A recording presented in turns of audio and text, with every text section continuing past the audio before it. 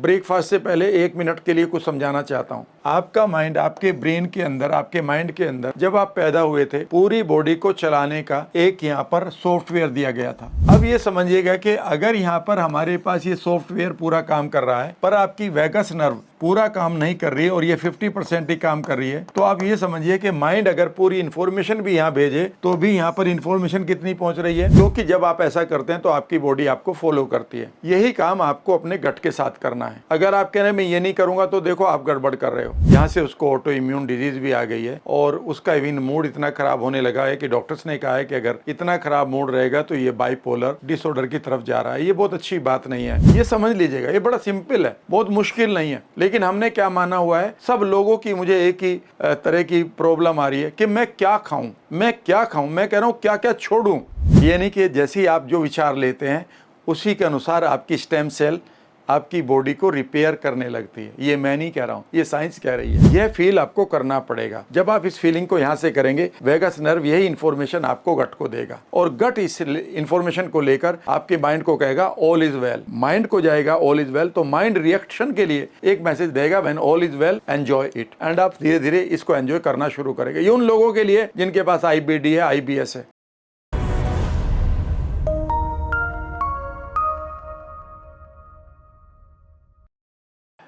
Hello friends, एक बार फिर मैं आपका स्वागत करता हूं और इस वीडियो को बनाने का लक्ष्य ये है कि मैं उन लोगों की हेल्प करूं जिनको ये लगता है कि उनका गट कभी ठीक नहीं होगा, क्योंकि गट के अंदर इतनी रिएक्टिविटी या इतना इरिटेबल हो गया है गट कि वो कुछ भी खाएं वही उनको या तो स्पाज्म करता है, दर्द करता है, और कई बार जो भी वो खाते हैं वो डायरिया के रूप में बाहर निकल जाता है, या फिर वो कॉन्स्टिपेशन के रूप में और गैस की या एसिडिटी के रूप में परेशान करता है। जब आप माइंड एंड गट कनेक्शन की बुक्स को पढ़ेंगे तो उन बुक्स के साथ खास बात यह है कि उन्होंने हमें कुछ खाने के प्रोटोकॉल्स भी दिए हैं। यद्यपि मैं आपसे यही कहूँगा कि जब भी आपको कोई भी सिचुएशन ऐसी हो कि आपको डॉक्टर की सलाह लेनी पड़े तो ज़रूर जाइएगा। सेल्फ मेडिकेशन कभी मत करिएगा। हाँ, लेकिन जो खाने पीने की चीज़ें हैं उनके बारे में जो जानकारी है वो आपके बहुत इम्पोर्टेंट है आपके लिए। वही जानकारी मैं दूँगा। मेरे पास अभी एक पेरेंट ने ईमेल लिखी है, मैं उनको जवाब नहीं दे पाया हूँ, शायद इसी वीडियो के रूप में दूंगा। उन्होंने कहा है कि उनका शायद 16 या 17 साल का बेटा है और उसको इतना पेट खराब हो चुका है कि कुछ भी चीज़ उसको पचती नहीं है। यहाँ से उसको ऑटो इम्यून डिजीज़ भी आ गई है और उसका इवन मूड इतना ख़राब होने लगा है कि डॉक्टर्स ने कहा है कि अगर इतना ख़राब मूड रहेगा तो ये बाइपोलर डिसऑर्डर की तरफ जा रहा है। ये बहुत अच्छी बात नहीं है। वो कमाल की बात है कि हमारी सोसाइटी में ये बढ़ती जा रही हैं चीज़ें। शायद इसलिए भी हो रहा है कि हम बच्चों को प्रेशर डालते हैं, लेकिन सवाल बच्चों का नहीं है, हम सबका ही गट खराब हो रहा है। और इस गट के बारे में हमें सिर्फ इतना पता है कि भाई कुछ एक चीज़ें खा लो पेट साफ़ करने के लिए, लेकिन हमें कभी ये नहीं पता चला कि जिस पेट को आप साफ़ कर रहे हैं उसमें से सफाई में से निकाल के आ रहे हैं आप। कहीं ऐसा तो नहीं है कि आप अपने गट के म्यूकस को ही साफ़ करना कह रहे हो। अगर वो निकल जाएगा तो फिर क्या होगा। इसीलिए अधिकांश लोग जिनको गट खराब है वो इरिटेबल बाउल है उनका, यानी कि उनकी जो लाइनिंग है गट की, जो आप कह सकते हैं स्किन बनी है या स्किन की जो सेल्स हैं, गट की लाइनिंग की जो सेल्स हैं, वो इतनी रिएक्टिव हो गई हैं कि आप कुछ भी खाएं वो रिएक्टिव हो रही है। तो सबसे पहले तो मैं ये कहूँगा कि आज मैं इस वीडियो में बात करूँगा, उन्होंने कहा है कि सब शुरू से ही बता दो, तो मैं ब्रेकफास्ट की आज बात करूँगा। लेकिन ब्रेकफास्ट के साथ ज़रूरी है कि आप अपने माइंड को भी समझें, समझने की कोशिश करिएगा। ये माइंड है और ये आपकी आंतें हैं। यहाँ पर अगर आप इसे समझने की कोशिश करें तो यहाँ पर रिएक्टिविटी आ गई है, यानी कि ये रिएक्शन बहुत स्ट्रॉन्ग हो गई है। और रिएक्शन किस चीज़ की है? ये जो यहाँ पर जो आपकी स्किन है, इसकी जो सेल्स हैं वो रिएक्टिव हो गई हैं, और यहीं पर वो सेल हैं जिनको हम EEC कहते हैं।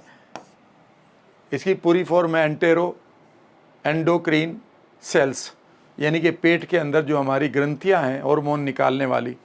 और जैसा कि मैं अक्सर बताता हूं कि ये 25 से ज़्यादा ये एंजाइम या हार्मोन रिलीज़ करती हैं। और एक समय आता है कि ये अच्छे खाने से इन्हें बढ़िया तरीके से रिलीज़ करना चाहिए हार्मोन, लेकिन ये इतनी इरिटेटेड हो जाती हैं कि अगर आप अच्छा भी खाना खाएं तो ये ट्रिगर हो जाती हैं उससे भी, और ख़राब हो जाता है काम।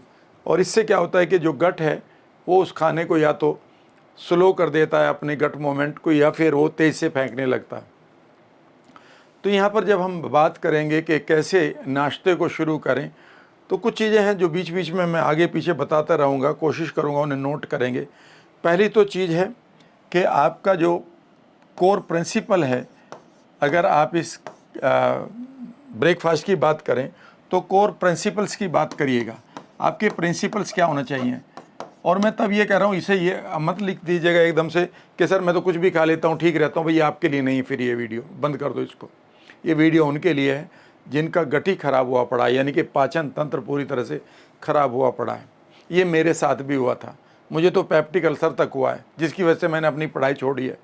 मुझे मालूम है कि किस तरह से मैंने दवाइयाँ खाई हैं, कितने एंटासिड पीने पड़े हैं, जिसके कारण मूड स्विंग, जिसके कारण ब्रेन फॉग, जिसके कारण कॉन्फिडेंस की कमी रही है। ठीक है ना?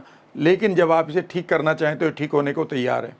लेकिन पहली चीज़ है कि आपको इसके माइंड को और वेगस नर्व को समझना होगा। अगर आप इसे नहीं समझ रहे होंगे तो फिर आप गड़बड़ कर रहे हो। तो मैं ब्रेकफास्ट से पहले 1 मिनट के लिए कुछ समझाना चाहता हूँ। आपका माइंड, आपके ब्रेन के अंदर, आपके माइंड के अंदर जब आप पैदा हुए थे, पूरी बॉडी को चलाने का एक यहाँ पर सॉफ्टवेयर दिया गया था। Is that right? क्लियर है? और वो सॉफ्टवेयर आपकी पूरी बॉडी को चला रहा है, इंक्लूडिंग आपके गट को भी। Is that right?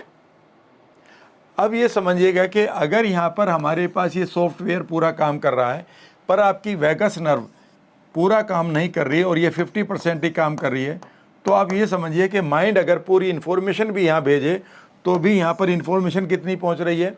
50%, क्योंकि आपका वेगस नर्व बर्न आउट हो चुका है। और ये यहाँ पर एंजियोजेनेसिस नहीं हो रही है। एंजियोजेनेसिस का मतलब है कि कुछ भी मैं खाऊं, फला आदमी की दवाई खा लूँ, फला की खा लूँ, ये तभी काम करेगी जब आप वेगस नर्व को समझेंगे। इसके लिए मैं अलग से वीडियो बनाऊंगा, चिंता ना करें। बहुत सारे लोगों ने ये सवाल किया है, मैं पूरी बनाऊंगा और पूरे कोर्स की तरह बनाऊंगा कि 1-1.5 घंटे तक मैं वेगस नर्व को शांत करना और उसे रीजनरेट करने के तरीके बताऊंगा। ठीक है ना? मेरे पास बहुत सारा कुछ है, देखिएगा। ये किताबें हैं, अगर मैं आप ये कहूँ ये किताबें हैं, ऐसे नहीं है कि मैं ऐसे ही कुछ कह रहा हूँ। ये किताबें हैं और ये बहुत बढ़िया किताबों में से एक है। और ऐसे ही करीब करीब 700 बुक्स मेरे पास रखी हैं। तो जो भी मैं आपको इन्फॉर्मेशन दूंगा वो दिल से दूंगा और ऑथेंटिक दूंगा। फिर भी अगर कोई परेशानी है तो आप अपने डॉक्टर की सलाह लें। मैं तो सिर्फ आपको कुछ एक नॉलेज दे रहा हूँ, बिकॉज एजुकेशन के बाद ही समाधान निकलेगा। उसके बाद मान लेते हैं कि वेगस नर्व ओके है, आपके माइंड में यहाँ पेनफुल मेमोरी पड़ी है। ठीक है ना? पेनफुल मेमोरी पड़ी है, यहाँ पर ट्रॉमा पड़ा है, यहाँ पर आपके पास कोई अब्यूज़ पड़ी है, यहाँ पर फेलियर पड़े हैं। तो इन इवेंट को भी तो हटाना पड़ेगा। इनके लिए आप NLP सीख लीजिएगा। उसकी जो लिंक है मैं आपको डिस्क्रिप्शन बॉक्स में दे देता हूँ। डिस्क्रिप्शन बॉक्स में NLP चैलेंज भी मिलेगा आपको, और वहाँ पर आपको 1-2 वर्कशॉप और भी मिलेगी। अब हम कोर प्रिंसिपल पे आ जाते हैं। मैं इसको यहाँ पर ऐसे कर देता हूँ। कोर प्रिंसिपल पे आते हैं।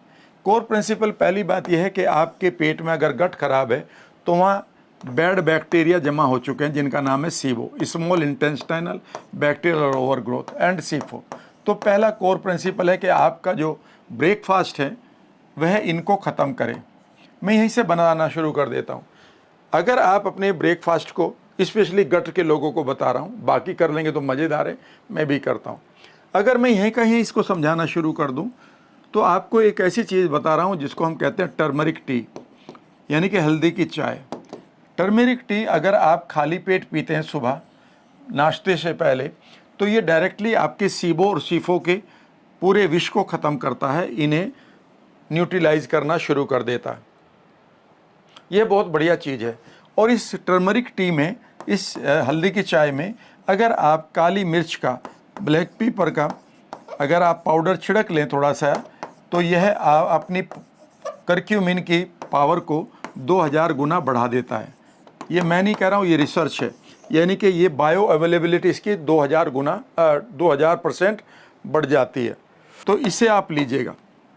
जैसे इसे आप लेते हैं तो SIBO के द्वारा जो LPS, यानी कि जो एंडोटॉक्सिन्स आपकी बॉडी में जा रहे हैं, वह आपके सुबह से ही ख़त्म हो जाते हैं।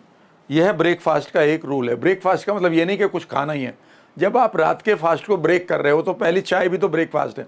भैया यहाँ पर अगर आपका गट खराब है तो कभी भी मिल्क और शुगर वाली चाय मत पीना। कभी आप कहेंगे उससे तो मुझे टॉयलेट जाने में सहूलियत होती है, इसका कोई लेना देना नहीं उससे, ठीक है ना। यह बहुत ख़तरनाक है, किसके लिए? सीबो के लिए, क्योंकि सीबो को इससे बढ़ोतरी होती है। सीबो को लगता है कि ये मेरा फूड मिल गया है, और वो बैक्टीरिया या वो फंगस जो है और बढ़ जाती है। ये पहली चीज़ है। यहीं पर मैं दूसरी, इसको अभी छोड़ेंगे नहीं सीबो को, बिकॉज प्रॉब्लम ये है गट में। पहली प्रॉब्लम सबसे बड़ी क्या है, लिख लेना, सीबो एंड सीफो, सबको बना पड़ा है। बहुत सारे लोग कहते हैं जी मैं खट्टी डकारे आती है, मैं कुछ भी नहीं खाता हूँ राम सर। तो पता है क्यों आती है? आपके पेट के नीचे जहाँ पर शुरू होता है आपका इंटेस्टाइन, छोटे वाली आंत, वहाँ इतने सीबो भर गए, यहाँ इतने बैक्टीरियल ओवर ग्रोथ हो चुकी है कि वहाँ पर इनका जो बेसिकली नहीं, बैक्टीरिया की जो बाई प्रोडक्ट हैं वही आपको बदबू दे रहे हैं। और अगर आप कुछ भी खाएंगे तो यहीं पर स्टूल बनना शुरू हो जाता है। इसे हम फीकलाइजेशन कहते हैं। फीकल का मतलब होता है स्टूल, ठीक है ना। वो स्टूल फॉर्मेशन जैसा यहीं होने लगता है, और वही खट्टी डकारे फिर ऊपर की तरफ आती है। ना कुछ खाने को मन करता है, ना कुछ करने को मन करता है। इस सीबो को पहली चीज़ है कि आप अपने ब्रेकफास्ट से पहले टर्मरिक टी ज़रूर लेना शुरू करें, ठीक है। दूसरा काम यहाँ पर करें, अगर आपके पास सीज़न है, ठीक है, तो पहले से ही एक चीज़ रखें, और वो है साइट्रस फ्रूट, जिसको आप मौसम्बी कहते हैं, मौसमी कहते हैं, हमारे यहाँ मौसम्बी भी बोला जाता है, आप इसको साइट्रस फ्रूट भी कहते हैं। अगर आप नाश्ते से पहले एक मौसमी को काट कर 8 टुकड़ों में उनको बीज निकल कर उनको चबा चबा कर खाएँ, तो ये सीबो के लिए बहुत बढ़िया ट्रीटमेंट है। क्योंकि अब आपकी जो शुगर की क्रेविंग है वो भी ख़त्म हो जाएगी मौसमी से, और ये इसमें जो फाइबर है वह इन सीबो के लिए ख़राब है, ठीक है ना। तो ये पहली चीज़ होगी। अब सवाल उठता है कि दूसरा कोर पॉइंट क्या है। दूसरा कोर पॉइंट ये है कि आपको शुगर, जो रिफाइंड शुगर है, और मैं तो ये कह रहा हूँ अगर आपका गट ख़राब है, अभी आप हर तरह की शुगर छोड़ के देखिएगा। इवन जब मैं रिसेट फैक्टर पढ़ रहा था, इस बुक में डॉक्टर मैंडी पल्ज ने कहा है कि वो बहुत अच्छे प्लेयर थी, लेकिन उनके साथ बड़ी गड़बड़ ये होगी कि उनके गट खराब हो गया और बहुत परेशानी हो गई। वो उनकी बात कहानी अलग है। तो इन्होंने क्या किया है, इन्होंने लिखा है कि इवन आप हनी भी ना लें, क्योंकि जब आप हनी ले रहे हैं तो कोई फ़ायदा नहीं कर रहे हैं। शुगर तो आपकी बॉडी में जितनी चाहिए वो तो आपका ब्रेकफास्ट और खाना बना लेगा, ठीक है ना। तीसरा ये है प्रोटोकॉल कि आपको प्रोबायोटिक आपके खाने में है तो बढ़िया है, और वो सुबह से शुरू हो जाएगा तो और बढ़िया है, क्योंकि अभी आपने सीबो को मारा है टर्मरिक से, तो अभी आप प्रोबायोटिक लेंगे तो अच्छे गुड बैक्टीरिया आपको मिल जाएंगे। और चौथा प्रोटोकॉल है कि आपके पास प्रीबायोटिक हो। पांचवी चीज़ है कि आपको न्यूट्रिशन भी मिले, क्योंकि आप सिर्फ ऐसे तो नहीं है कि आप नाश्ते के नाम पर सिर्फ बोझ कर रहे हैं। और छठी चीज़ याद रखिएगा, आपकी गट को सूद करे। ये बहुत इंपॉर्टेंट है फ्रेंड्स। जो आपको रिएक्शन चल रही है ना गट की, वो इसलिए चल रही है कि आपकी जो गट की सेल है वो रिएक्टिव हो चुकी हैं। गट को सूद करने के लिए सिर्फ फूड काफ़ी नहीं है, समझ लीजिएगा इसको। यहाँ पर माइंड का भी शांत होना ज़रूरी है। तो आप सुबह के नाश्ते में ये भी समझ लें कि आपको नाश्ता यही समझिए कि मुझे 20 मिनट के लिए शांत बैठकर इमेजिन करना है कि मैं पूरी तरह से पूरी बॉडी को रिलैक्स कर रहा हूँ या कर रही हूँ, और मेरा जो गट की जो सेंसर्स हैं वो अब खाना खाने के लिए तैयार हो रहे हैं, एंड दे आर रिलैक्सिंग। जैसे आपने शवासन करा होगा, तो आपके शवासन के आचार्य कहते हैं कि आपके अंगूठे को शांत करो, रिलैक्स करो, घुटनों को शांत हो रहे हैं, ढीला छोड़ो, आप अपनी जांघों को ढीला छोड़ो, आप अपनी पूरी बॉडी को ढीला छोड़ो। यही आपके हिप्नोटिस्ट भी कहते हैं, जब वो आपको ट्रांस में ले जाते हैं, आपकी आंखें पूरी तरह से रिलैक्स हो रही हैं और आप नींद में चले जाते हैं। क्योंकि जब आप ऐसा करते हैं तो आपकी बॉडी आपको फॉलो करती है। यही काम आपको अपने गट के साथ करना है। अगर आप कह रहे हैं मैं ये नहीं करूँगा, तो देखो आप गड़बड़ कर रहे हो, फिर आप ईमेल भी मुझे लिख रहे हो। मैं अब आप ही को पूरी तरह से एक काउंसलिंग दे रहा हूँ, ठीक है। तो माइंड को रिलैक्स करना है हर सुबह करना है, हर सुबह। क्या मैं भी करता हूँ, आपका सवाल है? यस सर, मैं तो रात को भी करता हूँ और सुबह भी करता हूँ। और कई बार अगर आपको कॉन्स्टिपेशन है और आपको लगता है कि पेट साफ नहीं होगा, कई बार उठकर चुपचाप 20 मिनट के लिए शांत हो जाया करो। जैसे ही आपका गट शांत हो जाएगा, आपकी जो स्पिंक्टर वॉल है जो रोके पड़ी है उस स्टूल को, वो खुलना शुरू हो जाएगी। देख लेना, ये फैक्ट है। तो ऐसे में आपको ये सब चीज़ें ध्यान। हाँ, इसमें एक चीज़ और भी है कि आपकी गट लाइनिंग भी ठीक रहे, जो बहुत इम्पोर्टेंट है। क्योंकि गट लाइनिंग जो है हमारी गट के पास जो हमारी एक लाइनिंग होती है, इसमें अगर पंक्चर हो जाते हैं तो ये यहाँ से विष बाहर अंदर जाना शुरू हो जाता है, जिससे हमें सारी ऑटो इम्यून डिजीज होती हैं, ऑटो इम्यून होती है। ठीक है ना। दूसरी एक चीज़ ये भी है कि 7वीं चीज़ ये है, ये इजीली डाइजेस्टेबल हो। लेकिन डाइजेस्टेबल ये 5-6-7 चीज़ें आपको करनी पड़ेंगी, देखो, तभी ये गट ठीक होगा। और एक बात और भी बताऊं, अगर आप IBS IBD जैसी बीमारियों के अगर बता दिया किसी ने कि सेलियक हो गया, आपको क्रोन हो गया है या फिर ये डिजीज़ हो गई है, तो आप कभी भी ये मत सोचिएगा कि ये ओवरनाइट ठीक हो जाएगी, कल ठीक हो जाएगा जी, परसों ठीक हो जाएगी, अजवान भिगो के ये खा लो जी ठीक हो जाएगा। भाई साहब, इतना आसान नहीं है। ये आप करके देख भी चुके होंगे, क्योंकि यहाँ पर माइंड भी पूरी तरह से इन्वॉल्व है। क्लियर है। तो आप शांत रहेंगे और ऐसा नहीं कि आप एब्यूज़ करेंगे। यहाँ पर आपको एक चीज़ और भी कर रही है, 8वीं चीज़ ये है, वो सभी जगह करना है कि आपको अपने खाने का 70% से ज़्यादा नहीं खाना, आपको अपनी भूख का 70% से ज़्यादा नहीं खाना। और कई बार जब तक आपको भूख ना लगे, यानी कि आपके अंदर आपका गट और माइंड आपको ये इन्फॉर्मेशन नहीं दे रहा है कि हमें भूख लगी है, तो याद रखिएगा उस समय अगर आप नाश्ता कर रहे हैं तो फिर वहाँ पर तो वो एसिड ही नहीं क्रिएट करेगा, या फिर वो मैसेज कंफ्यूजिंग होगा। आपको पता, आपका पेट एसिड नहीं निकालता, आपका माइंड निकालता है पेट को कहकर। अगर पेट ने ही इन्फॉर्मेशन माइंड को नहीं दी, आप बिकॉज आपका वेगस नर्व खराब हो सकता है या उसे भूख ही नहीं थी, माइंड भी उसको इन्फॉर्मेशन नहीं दे रहा, तो आपका गट जो है रिएक्ट कैसे करे, पॉजिटिवली या निगेटिवली। ये समझ लीजिएगा, ये बड़ा सिंपल है, बहुत मुश्किल नहीं है। लेकिन हमने क्या माना हुआ है, सब लोगों की मुझे एक ही तरह की प्रॉब्लम आ रही है कि मैं क्या खाऊं, मैं क्या खाऊं, मैं कह रहा हूं क्या क्या छोड़ूं। कई बार आप ना खाएं कुछ भी, आप जब भूखे रहते हैं, क्या आप जानते हैं उस समय आपका गट हील होता है। जब आप उपवास में रहते हैं लंबे समय तक, आपका गट हील होता है। आपकी गट की लाइनिंग अगर टूटी फूटी है, अगर आपकी इंटेस्टाइन की टोटल सेल्स को बदलना, तो पता कितने दिन में बदल जाती है, 4 दिन के अंदर आपकी इंटेस्टाइन की सेल्स बदल जाती हैं। कभी आप एंजियो जेनेसिस पढ़िएगा, ठीक है ना। यानी कि आपका गट 4 दिन बाद ठीक हो सकता है, लेकिन वो ट्रिगर रहता है हर टाइम, आपके विचारों से ट्रिगर रहता है, आप शांत नहीं होते। कई बार लोग मुझसे, एक दिन मैंने देखा एक आदमी कह रहा, सर आप विजुअलाइजेशन ही करवाते रहते हैं। मैंने कहा आपकी लाइफ सिवाय विजुअलाइजेशन के कुछ है भी नहीं। आप घर आते हैं ना, वो भी विजुअलाइज्ड ही है कि ये घर मेरा है। अगर ये विजुअलाइजेशन नहीं है ना, तो फिर आप अपने घर में नहीं घुसेंगे। हर चीज़ आपकी मेमोरी ही है, ठीक है ना। तो इसको ही ठीक करना है, ये कुछ चीज़ें ठीक करनी है आपको। ये तो एक चीज़ हो गई। हाँ, एक चीज़ और है इसमें कि अब क्या क्या हम खा सकते हैं। तो बहुत सारी चीज़ें हैं, इतना तो आपको भी पता होना चाहिए। फिर भी मैं आपको 2-3 चीज़ें बता देता हूँ। नंबर 1, आपके लिए बहुत आसान है अपने नाश्ते को ठीक करना। लेकिन कई बार ये कहेंगे, सर मुझे तो ब्रेड पकोड़ा खाने को सुबह ही मन करता है, या फिर मुझे ग्लूटेन से भरा हुआ ब्रेड और उसके बीच में कुछ दबा के जो खाते हो आप, पता नहीं वो बटर होता है या मैगरीन का कुछ और चीज़ होती है, वही आदत है। तो फिर ये आदत छोड़नी पड़ेगी अगर आप गट को हील करना चाहते हैं। गट की हीलिंग की कोई बात नहीं है, तो फिर ये वीडियो बेसिकली नाश्ता बनाने के लिए नहीं है, ना ही मैं एक शेफ़ हूँ। मैं तो आपको बता रहा हूँ कि किस तरह से चीज़ों को पूरा किया जा सकता है। तो मैंने अब तक बताया कि आपको सुबह टर्मरिक टी लेनी चाहिए विद ब्लैक पेपर, ठीक है ना।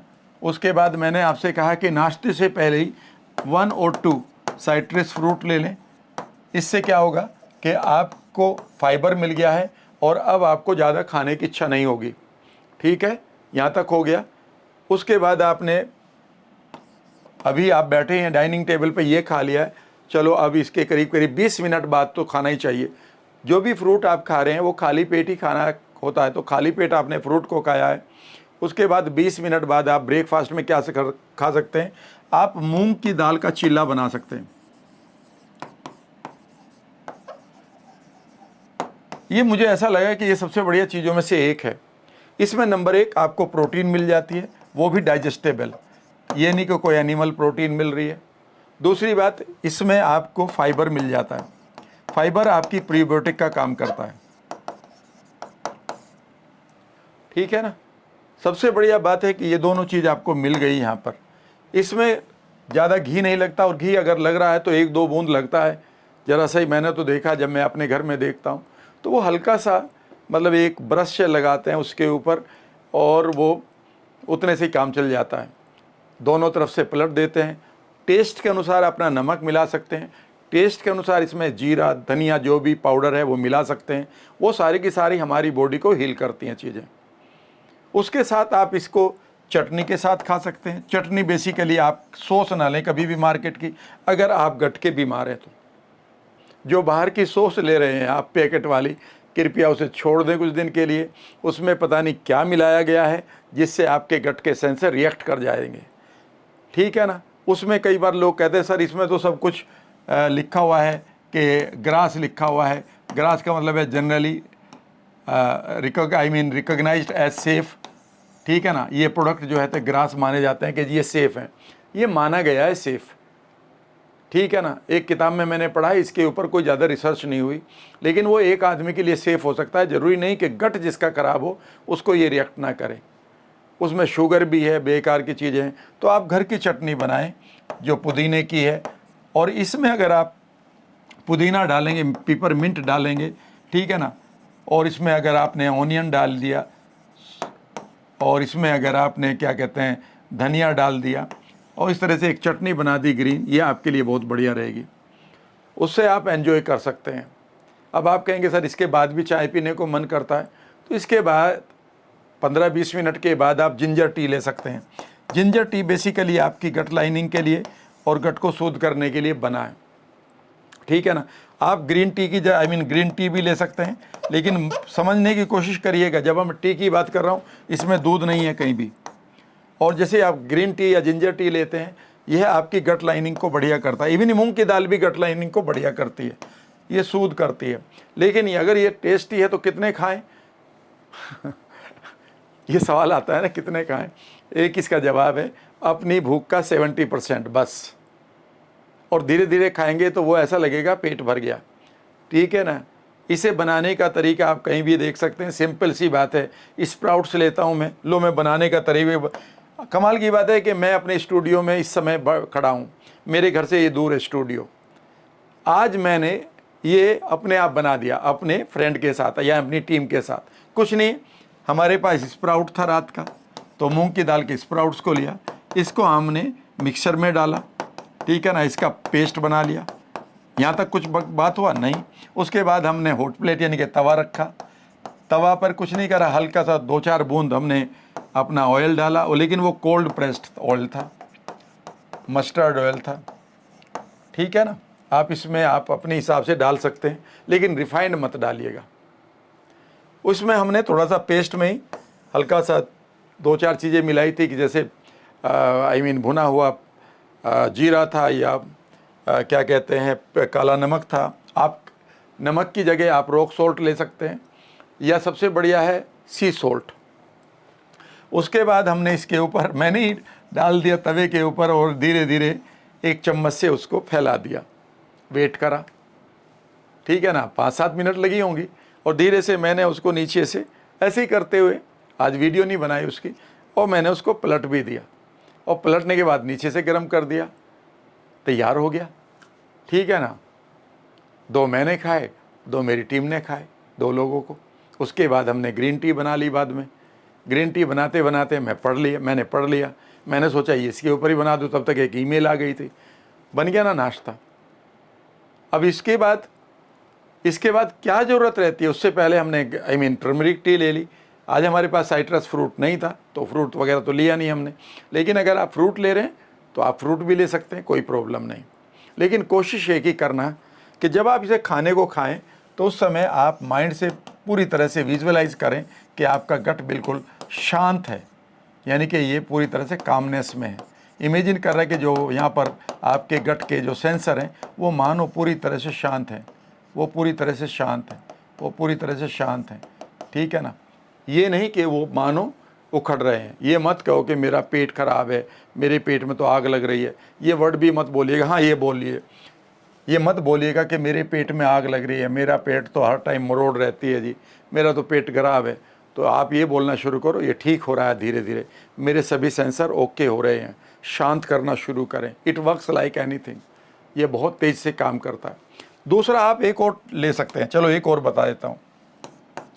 अभी 1-2 दिन पहले हमने क्या किया कि हमारे पास समय भी कम था और हमारे पास इस ऑफिस में ही ब्रेकफास्ट में हमारे पास कुछ ज़्यादा सामान नहीं था और ना ही हम ये कह रहे थे कि अभी कोई खाना बनाने वाला आएगा हमारे पास। So what we had 2 apples, हमारे पास 2 बड़े एप्पल्स थे। हमने उनको पील किया, पील करने के बाद उनके टुकड़े किए, चॉप्ड किया, ठीक है ना। और चॉप करने के बाद हमने एक पैन लिया, एक बर्तन लिया और उसे तवे या पानी उस पर रख कर इन टुकड़ों को इसमें डाल दिया और थोड़ा सा 1-2 चम्मच पानी डालकर इसे ढककर करीब लाइटली, बहुत लाइट फ्लेम के साथ इसको हमने स्टू किया, ठीक है ना। इसे गर्म किया और ये मुलायम हो गया खाने के लिए। इतना सा काम किया हमने। अब इसमें बताइए क्या डालने की हमें आवश्यकता थी? कुछ भी डालने की आवश्यकता नहीं थी। याद रखिएगा, यह गट लाइनिंग के लिए बहुत बढ़िया चीज़ है। यह हमारे गट सेंसर के लिए बहुत ही अच्छी चीज़ है। इसके साथ आप कहेंगे जी मैं इस पर हनी डाल लूँ, बिल्कुल गलत कर रहे हो। पहली तो बात, आपके हनी आपके घर का नहीं है, अधिकांश लोगों के। अगर आपके घर का भी है तो थोड़े दिन रुक जाओ, क्योंकि हो सकता है कि आपकी शुगर से आपकी जो गट लाइनिंग है या गट के सेंसर वो रिएक्टिव हों। पर आप भले ही शुगर ना लें, लेकिन उसी टेस्ट से वो एकदम से रिएक्ट हो जाएंगे। आपको पता है कि जब जिन लोगों को डायबिटीज़ हो जाती है ना मीठा खा के, उनको शुगर फ्री की जो टैबलेट दी जाती हैं, भले ही उनमें शुगर ना हो, बट बॉडी रिएक्ट करके शुगर बढ़ा देती है। ये फैक्ट है। इसे कभी पढ़िएगा, पेवलोव का सिद्धांत, पेवलोव्स कंडीशनिंग, ठीक है ना, पेवलोव की कंडीशनिंग के अनुसार। तो it becomes a very good, I mean इसमें तो हमें साइट्रस भी फ्रूट खाने की ज़रूरत नहीं पड़ी। और ये पूरा का पूरा एक एप्पल आपने लिया और ब्रेकफास्ट हो गया। इसके बाद अगर आपको भूख लगती है तो मैं उसके बाद अलग वीडियो बनाऊंगा कि दोपहर में खाने से पहले आप सैलेड खाएं। सैलेड को बनाना बहुत मुश्किल नहीं है, उसको भी आप ज़्यादा नहीं खाएंगे, थोड़ा थोड़ा चबा चबा कर खाएं। क्योंकि यहाँ पर जब जैसे आप चबाएंगे खाएंगे तो आपका ध्यान हमेशा एक ही रहना चाहिए, that my the food I am eating it is healing और सूदिंग माई गट। यह कमांड आपको देनी है, यानी कि मुंह में उसको रखना है, आंखें बंद करनी है और इमेजिन करना है कि यहाँ से लेकर आपके गट का पार्ट है आपकी भोजन की नली, फिर आपका पेट, फिर आपकी आंतें और फिर आपके बैक्टीरिया, ठीक है ना, वो सूद कर रहे हैं, वो काम डाउन हो रहे हैं, वो काम डाउन हो रही हैं। आपके जहाँ पर गट लाइनिंग में पंचर हो रहे हैं वो जुड़ रहे हैं। जब आप ऐसा करते हैं तो कभी आप एंजियोजेनेसिस को पढ़िएगा, स्टेम सेल एक्टिवेशन को पढ़िएगा। ये नहीं कि जैसे ही आप जो विचार लेते हैं उसी के अनुसार आपकी स्टेम सेल आपकी बॉडी को रिपेयर करने लगती है। ये मैं नहीं कह रहा हूँ, ये साइंस कह रही है। तो आपका सोचना समय, खाने के समय बेहद ज़रूरी है। और कभी भी ये मत समझिएगा, गट की फीलिंग को पकड़िएगा। अगर आपको लग रहा है कि आज मैं सिर्फ 2 ही टुकड़े खाकर मेरा गट नहीं मांग रहा ज़्यादा, तो उसको मत मानिए उस बात को कि किसी आपको डाइटिशियन ने कहा पूरा एप्पल खाओ। मत खाओ पूरा एप्पल। आपका गट अगर आज भारीपन दिखा रहा है 2 टुकड़े करके, 2 खाकर ही, तो उसको वहीं रोकना, ठीक है ना। क्योंकि आप रिएक्ट अगर आपका गट करेगा तो वो रिएक्शन इस एप्पल के साथ जीवन भर बन जाएगी। जैसे ही आप ये एप्पल खाओगे आपका गट रिएक्ट करना शुरू कर देगा।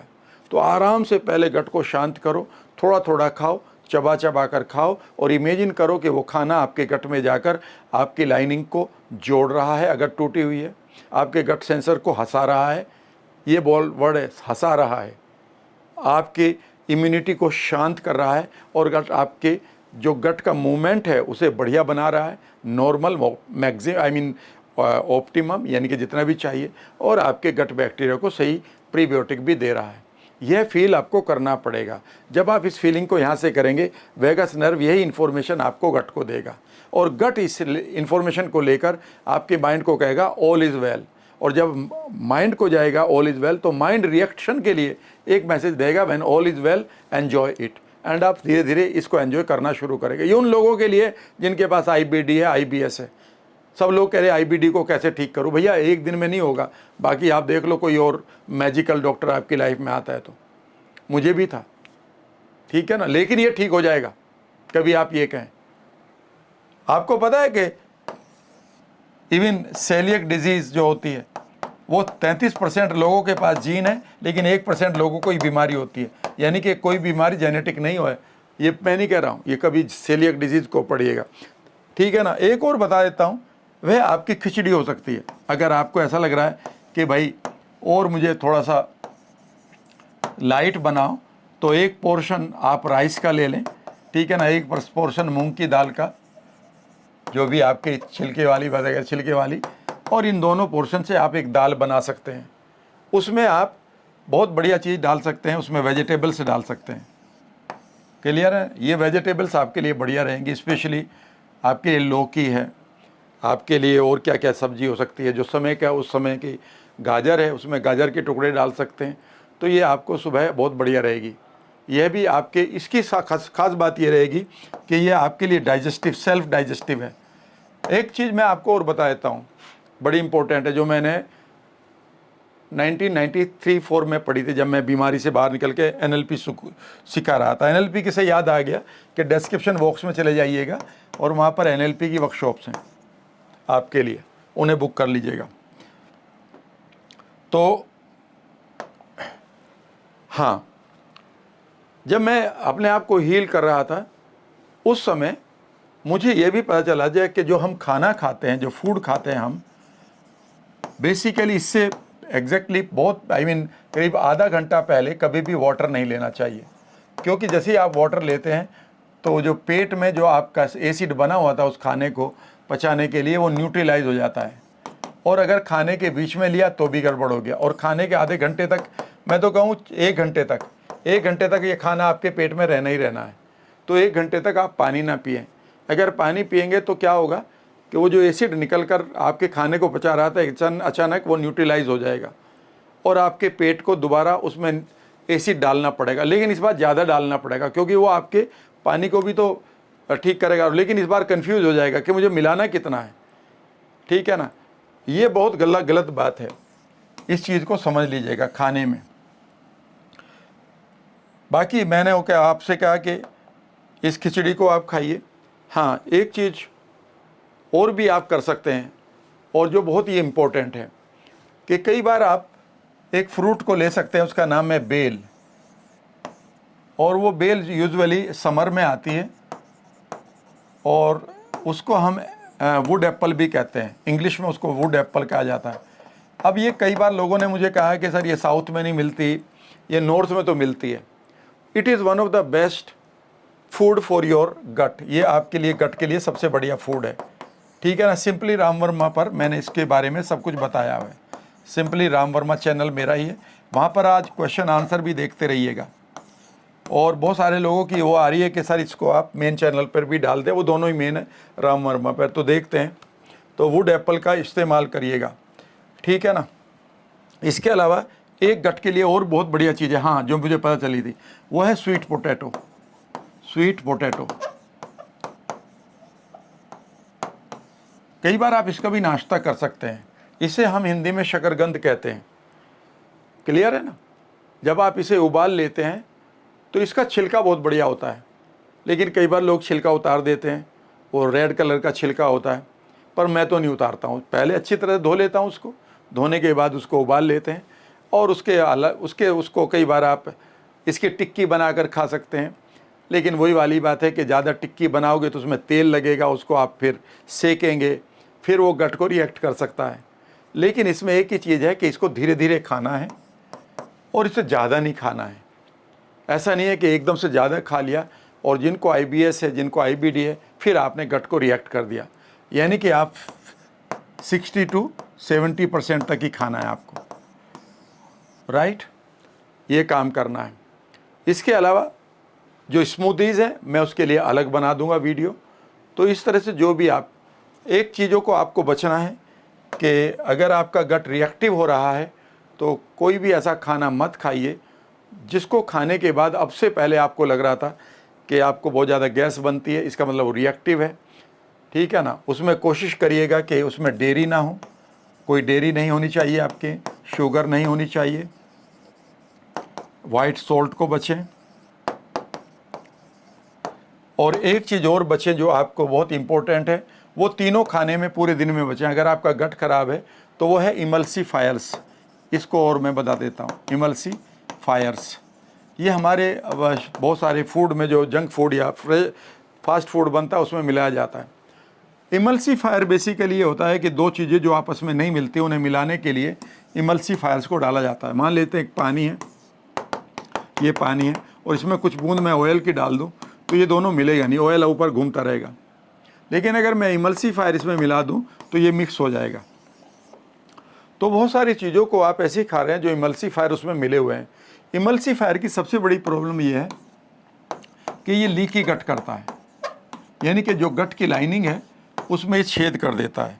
क्या कर देता है? ये छेद कर दिया जाए इस तरह से। और आपकी ये जो लीकी गट है, ये छेद अगर इसमें हो गए तो फिर बात कैसे बनेगी? यहाँ से सारा का सारा LPS एंडोटॉक्सिन्स या बेकार का विष आपके पेट में जाएगा। तो इमल्सीफायर नहीं होने चाहिए, और ये आपके नाश्ते में ही नहीं, ये पूरे दिन में नहीं होने चाहिए। सबसे ज़्यादा जो इमल्सीफायर आपको मिलता है वो मिलता है आइसक्रीम में, क्योंकि आइसक्रीम बनाने वाली कंपनियाँ उसको स्मूथ बनाना चाहती हैं। कहीं ऐसा ना हो कि दूध अलग बिखर जाए, उसका पानी अलग बिखर जाए, तो आप कहेंगे या तो बेकार आइसक्रीम है, तो घंटों तक आप उसे खाते रहे ना, ऐसी बनाते हैं। तो ये गलत बात है। इसी में ही इमल्सीफायर बेसिकली पीनट बटर में भी मिलाया जाता है जो बाहर से आप लेते हैं।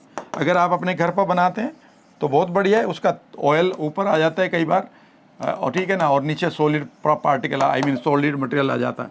उनको आपस में मिला लो चम्मच को जब भी आपको खाना है। लेकिन हमें कंपनियां क्या करती हैं, वो बिल्कुल पेस्ट बना के देती हैं, उसमें ये इमल्सीफायर मिला जाता है। इमल्सीफायर आपके बहुत सारे और फास्ट फूड में मिला जाता है। लेकिन अगर आप गट खराब है आपका तो फास्ट फूड के बारे में मत सोचिएगा, कोलाज के बारे में मत सोचिएगा, आइसक्रीम के बारे में मत सोचिएगा। सुबह अगर आप कैंड कोई भी जूस पी रहे हैं तो उसे बिल्कुल छोड़ दीजिएगा। यानी कि कोई भी चीज़ जो आप पैकेट का खा रहे हैं या फिर बोतल खोलकर कैन में से लेकर पी रहे हैं, वह आपके गट के लिए बहुत ख़राब है। कभी कभी उसे हम चीट डाइट की तरह ले सकते हैं, फ्यूचर में देखेंगे। लेकिन अभी आपने कहा था कि सर सुबह का नाश्ता हल्का कैसे बनाएं, तो ये वो तरीका है। आशा करता हूं कि इस वीडियो से आपको थोड़ा सा आगे जानकारी मिलेगी। फिर मुझे मालूम है कि अभी आप गट हेल्दी स्नैक्स और ड्रिंक्स की भी बात करेंगे, लंच की भी बात करेंगे, और गट हेल्दी मेडिटेशन की भी बात करेंगे। मैं देता रहूँगा, चिंता ना करें। अपना ध्यान रखिएगा। Thank you very much. कैसी लगी वीडियो बताइएगा।